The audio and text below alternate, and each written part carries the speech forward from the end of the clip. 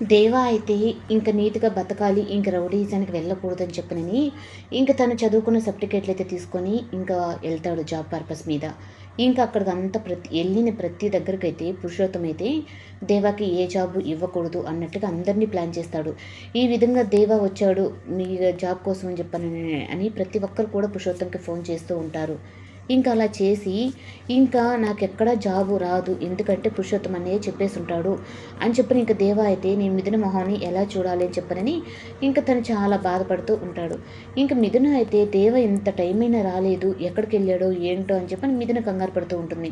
ఇంక ఏకంగా వచ్చి చూసేసరికి దేవ అయితే ఇంక బయట కూర్చొని ఉంటే, "దేవ ఎప్పుడొచ్చావు? నువ్వు అయినా లోపలికి రాకుండా ఇక్కడ ఎందుకున్నావు?" అంటే, "నేను జాబ్ కోసం చాలా దగ్గరలో వెతికాను మిథున.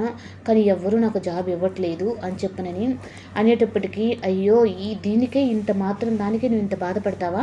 ఇలాంటివి మన జీవితంలో ఇంకా చాలా చూడాలి అని చెప్పని, సరే నేను ఒక విషయం చెప్తాను రా అని చెప్పనని ఇంక లోపలికైతే తీసుకొని వెళ్ళిన తర్వాత ఇంకా మిథున అయితే దేవుడి దగ్గరున్న పసుపు తాడుని తీసుకొని దానికి పసుపు పూసి ఒక పసుపు కొమ్ము అయితే దానికి కడుతూ ఉంటుంది. "ఏం చేస్తున్నావు మిథున? ఇప్పుడు పసుపు కొమ్ము అవన్నీ ఎందుకు?" అంటే, "చెప్తానుండు" అని చెప్పనని ఇంకా పసుపు కొమ్ము తీసుకొని వచ్చి మిథున దేవత చేతికిచ్చి, "దీన్ని నా మెడలో కట్టు" అని చెప్పి అంటుంది. "ఇప్పుడు ఎందుకు కట్టించుకుంటున్నావు?" అని చెప్పనని అంటే, "నేను చెప్తాను కదా నువ్వు కట్టు" అంటే అప్పుడు దేవ అయితే తన మెడలో పసుపు కొమ్ము కడతాడు. అయినా నువ్వు కరెక్ట్‌గా 3 ముళ్ళు వేసావా లేదా అని చెప్పని మళ్ళీ చెక్ చేస్తుంది.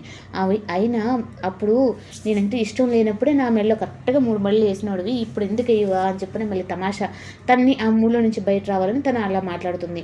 ఇంకా ఆ పసుపు తాడు కట్టించుకున్న తర్వాత మెడలో ఉన్న తాళుబొట్టు తీసి, "నువ్వు ఒకరికాడే దేవా పనిచేసేది. నువ్వు దీన్ని తీసుకెళ్ళి అమ్మేస్తావో లేదంటే తాకట్టు పెడతావో పెట్టుకొని ఒక ఆటో కొను.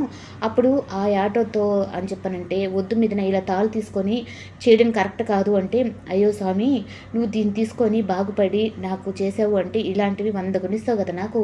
అందుకని నేను చెప్తున్నా ముందుగా" అని చెప్పనంటే ఇంక కొత్త ఆటో అయితే కొని దానికి పూజ అన్నీ చేసి ఇంక మొదటగా సత్యమూర్తిని ఎక్కించుకుంటాడు.